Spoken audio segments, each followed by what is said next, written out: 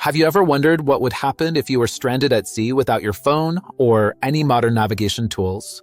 Today, we take for granted the ability to know our exact location anywhere on Earth with just a tap on our smartphones. But for thousands of years, sailors ventured across vast, featureless oceans with nothing but their wits, the stars, and a few simple tools to guide them. I'm fascinated by how our ancestors solved problems that seem insurmountable to us today. When I first learned about traditional navigation techniques, I was struck by the ingenuity and courage it took to sail into the unknown. These weren't just technical skills, they were profound connections to nature that we've largely lost in our digital age. What's truly remarkable is that many of these ancient techniques were developed independently across different cultures, from the Norse sailors of Europe to the Polynesian wayfinders of the Pacific. Today, we'll explore how these navigators conquered the seas long before GPS or even reliable compasses existed. The story of ancient navigation isn't just about getting from point A to point B, it's about humanity's relationship with the world around us and our drive to explore the unknown. So let's dive into the fascinating methods our ancestors used to find their way across the seemingly endless blue. First, let's talk about celestial navigation, perhaps the most universal technique used by ancient mariners. The stars have been humanity's first and most reliable GPS system. Sailors quickly realized that while the seas might be featureless and changeable, the night sky provided consistent, predictable patterns they could use to determine direction. The North Star, or Polaris, became particularly important for Northern Hemisphere sailors. Unlike other stars that appear to circle through the night sky, Polaris remains almost fixed directly above the North Pole. This meant that no matter where you were in the Northern Hemisphere, you could find north by locating Polaris. The height of Polaris above the horizon even gave sailors a rough estimate of their latitude, their north-south position on Earth. But what about during the day when stars weren't visible? That's where the sun came in. Experienced navigators could determine direction by tracking the sun's position throughout the day. They knew that the sun rises in the east and sets in the west, reaching its highest point at noon when it's directly south, in the northern hemisphere, or north, in the southern hemisphere. Some cultures developed tools to help with this observation. The kamal, used by Arab navigators, with a simple rectangular wooden card attached to a string with knots at measured intervals.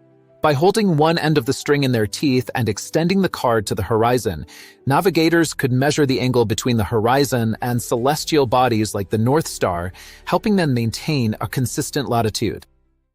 Even more impressive were the Polynesian navigators who crossed thousands of miles of open Pacific Ocean centuries before European exploration. They developed a sophisticated system called wave piloting that involved reading the patterns of ocean swells. Islands disrupt the regular patterns of these swells, creating distinctive wave patterns that extend far beyond the visible horizon. Experienced navigators could feel these patterns and determine the direction of land, even when it was hundreds of miles away. The Polynesians also created ingenious stick charts, frameworks of bamboo or palm ribs that mapped wave patterns, currents, and island locations. These weren't meant to be carried on voyages, but were used as teaching tools to memorize the feel of different ocean passages. Speaking of tools, this brings me to something important I want to share with you. If you're enjoying this deep dive into ancient wisdom that still has relevance today, make sure you subscribe to the channel and hit that notification bell. I create videos exploring fascinating historical techniques and knowledge that shaped our world but are often overlooked in mainstream education. Your subscription helps support this work and ensures you don't miss future explorations into humanity's ingenious past. Now, let's address a common misconception. Many people believe that ancient sailors were completely lost at sea without compasses. While the magnetic compass wasn't widely used in Europe until around the 12th century, and much earlier in China, sailors had developed many other ways to determine direction.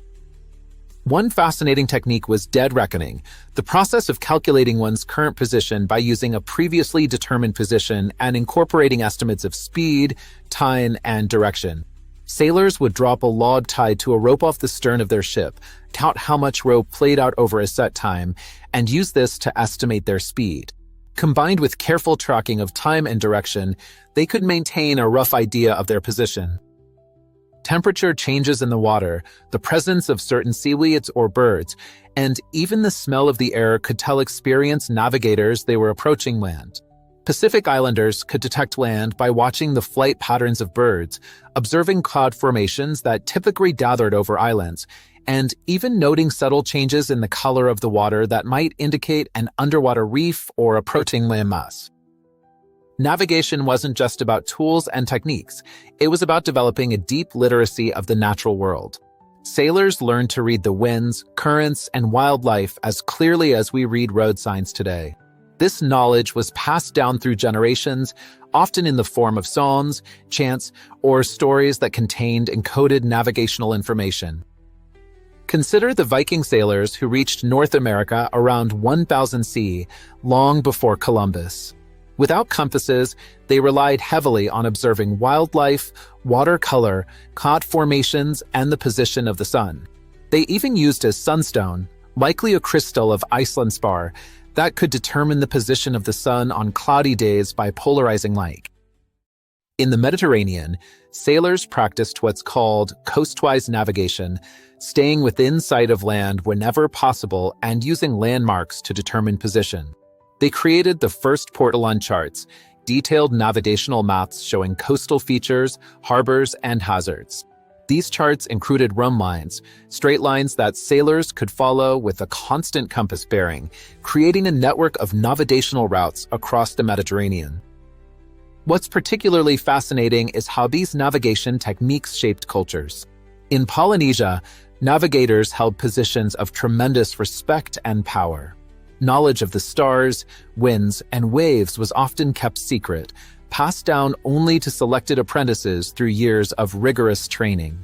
Their navigational prowess wasn't just a practical skill, it was intertwined with spiritual beliefs and cultural identity. The same was true for Arab navigators in the Indian Ocean, who developed extensive star catalogs and astronomical tables specifically for navigation. Their mathematical approach to celestial navigation eventually influenced European techniques through cultural exchange during the medieval period. As we wrap up this journey through ancient navigation, I think there's something profound we can take away from these techniques. In our world of instant GPS directions and satellite imagery, we've gained incredible precision, but perhaps lost something just as valuable, that intimate connection with the natural world that our ancestors developed through necessity. These navigators didn't just use nature as a tool, they developed a relationship with it. They understood that successful navigation required humility, patience, and respect for the forces of wind and water. There's wisdom in that approach that extends far beyond just finding your way across an ocean. I hope this exploration into ancient navigation techniques has given you a new appreciation for the ingenuity of our ancestors. If you enjoyed this video and want to see more explorations of forgotten knowledge and historical techniques, please hit that like button and subscribe to the channel. Your support makes these videos possible. I'd love to hear your thoughts on this topic. What navigation technique did you find most surprising or impressive? Do you think we've lost something valuable in our transition to digital navigation? Share your reflections in the comments below. And don't forget to check the description for ways you can support the channel and help keep this exploration of human ingenuity alive. Until next time, keep your eyes on the stars and your mind open to the wisdom of the past.